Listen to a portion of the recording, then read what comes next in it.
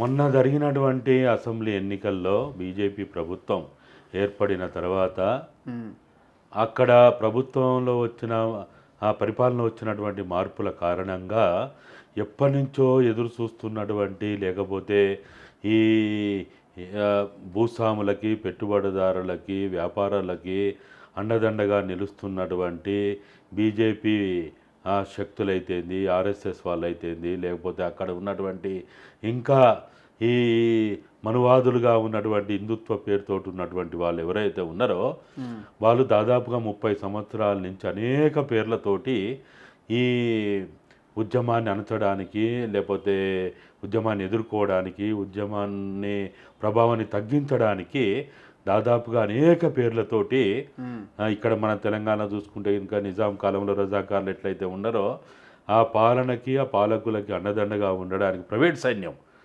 ఎట్లయితే ఇక్కడ ఉండేనో అక్కడ కూడా రణవీర్ సేన లాంటివి కావచ్చు లేకపోతే ఇంకా వేరే రాష్ట్రాలు ఎట్లా ఉన్నట్టు అక్కడ కూడా అనేక రకాలైనటువంటి పేర్లతోటి ప్రైవేట్ సైన్యం అనేది పెంచి పోషించింది ఆర్ఎస్ఎస్ బీజేపీ వాళ్ళు చేసిన పని. బీజేపీ ఎవరు అక్కడ?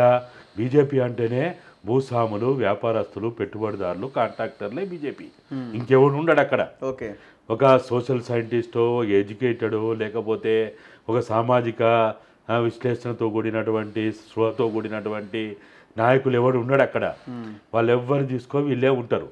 అయితే ఇట్లా ఉన్నటువంటి 30 సంవత్సరాలు కొనసాగుతున్న క్రమంలో మొన్న 5 సంవత్సరాల తర్వాత పరిపాలన మారిన తర్వాత కొత్తగా వచ్చినటువంటి ముఖ్యమంత్రి ఆదివాసీ నుంచే గిరిజన ప్రాంతాల నుంచే మేము ముఖ్యమంత్రిని చేసినామనే ఒక ఏదో ఇప్పుడు రాష్ట్రపతి జరిగిన ఒక గిరిజన మహిళని మేము ఏర్పాటు చేసినామని చూయించుకుంటూ చేయాల్సిన అన్ని వీళ్ళు చేస్తూ ఉంటారు. అక్కడ కూడా ఆ ముఖ్యమంత్రిని చూయించుకుంటూ డిప్యూటీ సీఎంని చూయించుకుంటూ ఇప్పుడు అక్కడ ఆపరేషన్ కగార్ పేరుతోటి పెద్ద ఎత్తున ఇప్పుడు అసలు మావోయిస్టులు అంటే ఎక్కడి నుంచి ఊడిపడ్డరా?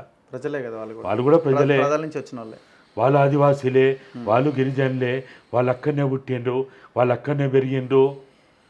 కాకపోతే ఇప్పుడు ఎట్లనైతే మనం కూడా ఇతర ప్రాంతాలకు పోయి వాళ్ళకి ఏదన్నా సహాయం చేయడానికో తెలియని విషయాలు చెప్పడానికో ఎవరన్నా తెలంగాణ నుంచో ఇతర ప్రాంతాల నుంచి పోయినా వాళ్ళు ఉండొచ్చేమో, కానీ ప్రధానంగా అక్కడ భూమిపుత్రులు వాళ్ళు అక్కడనే పుట్టి అక్కడనే పెరిగి ఆ భూమి మీదనే జీవనోపాధి కొనసాగిస్తున్నటువంటి వాళ్ళే వాళ్ళు. అయితే ఇప్పుడు ప్రధానంగా మీరు అన్నట్టు ఆదివాసీ ప్రాంతాల్లో గత 10-15 సంవత్సరాలుగా తెలంగాణ ఇటు మహారాష్ట్ర అటు ఒరిస్సా ఈ మొత్తంగా కూడా ఒక్కొక్క ప్రాంతాన్ని దెబ్బ కొట్టుకుంటూ పోయిన తర్వాత ఛత్తీస్గఢ్ ప్రాంతంలో వాళ్ళు అక్కడ జనతన సర్కార్ పేరుతోటి దాదాపుగా 10 సంవత్సరాలుగా అక్కడ ఒక ఆల్టర్నేటివ్ ప్రభుత్వం నడుపుతా ఉన్నారు మావోయిస్టులు. ఏరియా అంతా దాదాపుగా పూర్వ బస్తర్ జిల్లా అంటారు. దాదాపు 8 జిల్లాలుగా అది విడిపోయి ఉన్నది. అది ఒకప్పుడు మహారాష్ట్ర నుంచి మధ్యప్రదేశ్ నుంచి విడిపోయి ఛత్తీస్గఢ్ ఏర్పడక ముందు ఉన్నటువంటి ప్రాంతం అంతా అది. ఆ మహారాష్ట్ర మధ్యప్రదేశ్ నుంచి విడిపోయి ఏర్పడిందే ఛత్తీస్గఢ్ రాష్ట్రం. దాదాపుగా ఛత్తీస్గఢ్ రాష్ట్రంలో 60% ఆదివాసీ ప్రాంతాలతో కూడిన అటవీ మైదాన ప్రాంతమే ఉంటుంది ఆ భూభౌగోళిక స్వరూపాన్ని చూస్తే. అయితే అక్కడ ఇప్పుడు కొత్తగా మన దగ్గర గినక ఎట్లయితే 10 జిల్లాలను తీసుకుపోయి 33 జిల్లాలు చేసి ఒక నియోజకవర్గాన్ని 2 నియోజకవర్గాలను జిల్లాలను చేసి ఎస్పీలను పెట్టి పోలీస్ బలగాలను పెట్టి వాళ్ళకి ఇన్నోవా కార్లు ఇచ్చి ఎట్లయితే ఇక్కడ తంతు నడుపుతారో అక్కడ కూడా అదేవిధంగా చిన్న జిల్లాలను చేసి అక్కడ ఎస్పీలను పెట్టి ఐజీలను పెట్టి డిఐజీలను పెట్టి ఆడ కూడా మొత్తంగా కూడా ఏంటంటే ఇక పని లేనప్పుడు ఏం పని ఉంటుంది ఆడ? ఒక నియోజకవర్గానికి ఒక జిల్లా అయితే ఎస్పీ ఏం చేయాలా? ఉత్తగా ఉండలేడు.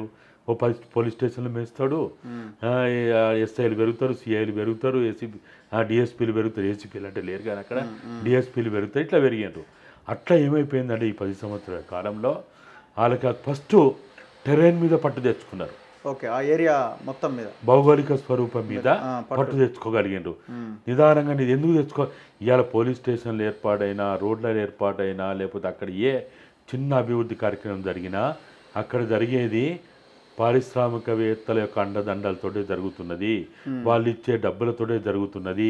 అక్కడ ఆ ప్రాంతం మొత్తంగా కూడా ఇవాళ కేసీఆర్ కాళేశ్వరం కట్టినా దేన్ని నమ్ముకొని కట్టిండు, ఇంద్రావతిని నమ్ముకొనే కట్టిండు. అంటే ఛత్తీస్గఢ్ నుంచి వచ్చే నీళ్ళని నమ్ముకొనే కట్టిండు. అంటే ఛత్తీస్గఢ్లో అంటే ముఖ్యంగా ఈ భౌగోళిక స్వరూపం ఉన్నటువంటి ప్రాంతాల్లో జల సంపద, ఖనిజ సంపద విపరీతంగా ఉన్నది. ఓకే. అటవీ సంపద అంటే చాలామంది ఏమనుకుంటారంటే టేకు చెట్లు ఉన్నాయి లేకపోతే అటవీ సంపద ఉందనుకుంటారు. కానీ భూగర్భ ఉపరితల సంపద కంటే భూ ఉపరితల సంపద కంటే భూగర్భ ఖనిజ సంపద లేకపోతే అనేక రకాలు ఉన్నాయి. అక్కడ మెగ్నీషియం ఉన్నది, ఇనుము ఉన్నది, బాక్సైట్ ఉన్నది, అనేక రకాల చాలా విలువైనటువంటి కొన్ని వేల లక్షల కోట్ల విలువైనటువంటి ఖనిజ సంపద అక్కడ ఉంది. కాబట్టి ఇవాళ ఇక్కడ పోయి ఈ ఏరివేత కార్యక్రమం, ఈ చంపే కార్యక్రమము, ఈ భయంకరమైనటువంటి రక్తపాతం, ఇవాళ ఇంద్రావతి నది కాళేశ్వరంలోకి వచ్చే నీళ్ళల్లో రక్తమే వస్తున్నది. తెలంగాణ ప్రాంతంలో తాగే నీళ్ళల్లో ఏదైతే మన కాళేశ్వరం ద్వారా మనం ఇప్పుడు ఏం నీళ్ళు తాగుతున్నాం కదా, మన కేసీఆర్ నీళ్ళు అంటారు కదా, ఏది మన మల్లన్న సాగరే కాదు, దానికి ఏదో పేరు పెట్టే కదా, మిషన్ భగీరథ నీళ్ళల్లో ఛత్తీస్గఢ్ ఆదివాసీల రక్తం తాగుతున్నాం మనం. ఓకే. అంటే ఈ సిచ్యువేషన్ని ఎందుకు ఢీకొనలేకపోతున్నారు మావోయిస్టులు? అంటే ఈ స్థాయి మరణాలు అయితే ఎప్పుడు లేవు కదా, చరిత్రలో ఉన్నాయా? ఇవాళ మనం చెప్పాలంటే టెక్నాలజీ పెరిగిందా, లేకపోతే మావోయిస్టులు వాళ్ళ యొక్క టెక్నాలజీని పెంచుకోలేకపోతున్నారా? కారణాలు ఏముంటాయి? అంటే ఎప్పుడు కూడా మావోయిస్ట్ పార్టీ సిద్ధాంతం, ఎందుకంటే మేము కూడా దాంట్లో పనిచేసినాము, అవగాహన ఉంది కాబట్టి నేను చెప్పగలుగుతున్నా, హింస కోసం హింస ఎప్పుడు చేయరు. హింస కోసం హింస చేయాలనేది మావోయిస్ట్ పార్టీ అవగాహన కాదు. అవసరాల కోసం, ప్రజల సంక్షేమం కోసం, ప్రజల ప్రయోజనం కోసం, వర్గరహిత సమాజం కోసం మాత్రమే అడపా అక్కడక్కడ హింస చేస్తారు. నిజంగా నాకు తెలిసిన కాడికి మావోయిస్ట్ పార్టీకి హింస చేయదలుచుకుంటే అసలు పోలీసు వాళ్ళు ఎవరు దండకార్యంలో ఉండరు. ఓకే. ఒక్కరు కూడా అడుగు పెట్టలేరు అక్కడ మొత్తం. ఎందుకంటే ఆదివాసులు పుట్టి పెరిగింది అక్కడ. ఓకే. చుట్టూ ప్రతి 1/2 కిలోమీటర్కి ఒక ల్యాండ్ మైన్ పెట్టగలుగుతారు వాళ్ళు. ఒక్కరిని కూడా అక్కడ ఉండనేయకుండా చేయగలుగుతారు. కానీ హింస అనేది విప్లవంలో ఎప్పుడు కూడా హింస నమ్ముకొని విప్లవం చేయరు. పోలీసులు మాత్రం, ప్రభుత్వం మాత్రం, ఈ రాజ్యహింస మాత్రం హింసనే నమ్ముకుంటుంది. ప్రజల సంక్షేమం ఉండదు, ప్రజల సమస్యలు పట్టవు. అక్కడ భూమి సమస్య ఉంది, అక్కడ ప్రజల యొక్క జీవన విధానంలో సమస్యలు ఉన్నాయి, విద్యా సమస్య ఉంది, వైద్య సమస్యలు ఉన్నాయి, రవాణా సమస్యలు ఉన్నాయి, ఇంకా అనేక రకాల ప్రజల యొక్క మనుగడ సమస్య ఉన్నది అక్కడ. ఆ సమస్యలు ఇప్పుడు భవిష్యత్తు ఏంటి అని మీరు అనుకుంటున్నారు? అంటే మీ అంచనా ఏంటి? మావోయిస్టు ఉద్యమ భవిష్యత్తు ఇవాళ ప్రశ్నార్థకంలో పడిందని మనం చెప్పొచ్చా? అంటే మావోయిస్టు అనేది ఏదైతే వాళ్ళు ప్రజల మనుగడ కోసం పనిచేస్తున్నారో అది గెలుపు ఓటములతోటి మిళితమై ఉంటుంది. ఎవరు గెలిచిండు, ఎవరు ఓడిండు, ఎవరు అప్పర్ హ్యాండ్ అయిండు, ఎవరు కనుమరుగైండు, ఇదంతా ఉండదు. ఇది నిరంతరం ప్రజల సమస్యలు ఉన్నంత కాలము మావోయిజం ఉంటుంది, ప్రజల సమస్యలు ఉన్నంత కాలం మావోయిస్ట్ పార్టీ ఉంటుంది. ప్రజల వర్గరహిత సమాజం ఏర్పడేంత వరకు ఈ వర్గాలుండి, నిచ్చెనమెట్ల సమాజం ఉండి, కుల సమాజం ఉండి, ఆధిపత్య సమాజం ఉండి, దోపిడీ ఉన్నంతకాలం ఇది ఉంటూనే ఉంటుంది. ఆదిమ సమాజంలో స్పార్టకస్ ఉన్నాడు. స్పార్టకస్ మావోయిస్టా? స్పార్టకస్ మావోయిస్ట్ కాదు కదా. మేడే వచ్చింది, మేడే కోసం పోరాటం చేసి ఎర్ర జెండాకి అసలు వాస్తవంగా శిల్పులైనటువంటి వాళ్ళు ఎవరైతే ఉన్నారో వాళ్ళు మావోయిస్టులా? కాదు కదా. మావోయిజం అనేది ఒక సిద్ధాంతమే, అది ఒక మనుషుల కోసం పెట్టే పేరు కాదు అది. కాబట్టి ఇది ఈరోజు పోలీసులు గెలిచిండ్రా, అబూజ్మాడు పోయిండ్రా, వాళ్ళని అటాక్ చేసిండ్రా, 115 మందిని చంపిండ్రా. చంపడం అంటే ఏమైనా దాన్ని పట్టుకుపోయి చంపడం కూడా పెద్ద గొప్ప పనా? పనుకున్నోళ్ళని, తల్లిని, బిడ్డని, తండ్రిని, భార్యని, భర్తని పట్టుకుపోయి చంపడం కూడా పెద్ద ఘనకార్యం. అదేమన్నా అది పోలీసు వాళ్ళు చేయాలి. ఎవడేం చేస్తాడు? అది వీధిలో ఉన్న రౌడీలు చేసే పని, అది గుండాలు చేసే పని, అది ఎవడైనా చేస్తాడు ఆ పని. ఇప్పుడు మనం ఇద్దరం ఇక్కడ ఉన్నాం, ఎవడో 50 మంది వచ్చి మనల్ని పట్టుకపోయి చంపడం కూడా పెద్ద ఘనకార్యం. అదేమన్నా మనం ఏమో ఆయుధాలు పట్టుకొని లేము, మనం హింసకు సిద్ధంగా లేము, నిరాయుధులుగా ఉన్నాము. హింసను నమ్ముకొని లేము. మనం నోటి మాటతోటో ప్రజాస్వామ్యం మీద రాజ్యాంగం మీద నమ్ముకొని ఉన్నాం. మనం ఎవడన్నా వచ్చి రౌడీలు గుండాలు వచ్చి పట్టుకపోయి, ఇప్పుడు మిమ్మల్ని పట్టుకపోయిండ్రు, డ్రెస్ సివిల్ డ్రెస్ వచ్చి పట్టుకపోయిండ్రు, ఏం చేయగలిగారు మీరు? చంపేసి ఏం చేస్తారు మీరు? చేసేది ఏముంటుంది? ఏం చేయలేరు కదా. నేను ఇంత పెద్ద జర్నలిస్ట్, అంత పెద్ద జర్నలిస్ట్ అంటే ఏం చేయలేము. కాబట్టి ఇప్పుడు కూడా ఏంటంటే అక్కడ జరుగుతున్నదల్లా కూడా హత్యలే భయంకరంగా.